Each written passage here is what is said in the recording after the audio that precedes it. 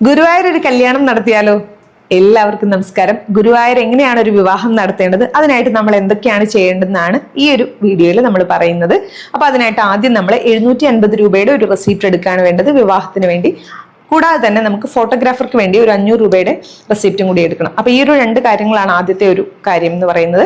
പിന്നീട് നമുക്ക് ഗുരുവായൂർ ഒരു വെളുപ്പിന് 5 മണി മുതൽ 1:30 വരെ വിവാഹം നടത്താൻ സാധിക്കും. പ്രത്യേകിച്ച് മുഹൂർത്തങ്ങളോ കാര്യങ്ങളോ ഒന്നും ഇല്ല, ക്ഷേത്രത്തിൽ ഭഗവാന്റെ മുമ്പിൽ തന്നെ ആയതുകൊണ്ട് തന്നെ.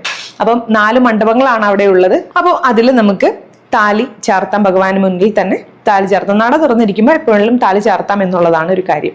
അപ്പം എങ്ങനെയാണ് ഇനി വിവാഹം നടത്തുന്ന രീതി, അവിടുത്തെ ഒരു ചടങ്ങ് എങ്ങനെയാണെന്ന് വെച്ചാൽ അതിന് വേണ്ടിയിട്ട് ക്ഷേത്രത്തിൽ നിന്നും ഒരു കോയ്മ ഉണ്ടാവും, അല്ലെങ്കിൽ ഒരു തിരുമേനി എന്ന് വേണമെങ്കിൽ നമുക്ക് പറയാം.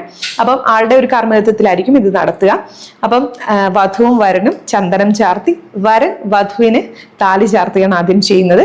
അതിനുശേഷം വധു തുളസിമാല വരനെ അണിയിക്കും. വരൻ സിന്ദൂര തിലകം ചാർത്തും.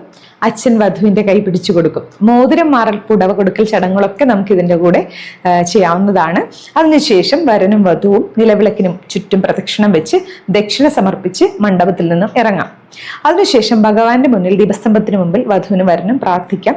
വിവാഹം കഴിഞ്ഞ് ഉടനെ തന്നെ നമുക്ക് ശ്രീകോവിലിനുള്ളിൽ പ്രവേശിച്ച് തൊഴാൻ സാധിക്കുന്നതല്ല. അപ്പൊ ഇതൊക്കെയാണ് ഗുരുവായൂർ വിവാഹം നടത്താൻ ആഗ്രഹിക്കുന്ന ഭക്തർ ശ്രദ്ധിക്കേണ്ട കാര്യങ്ങൾ.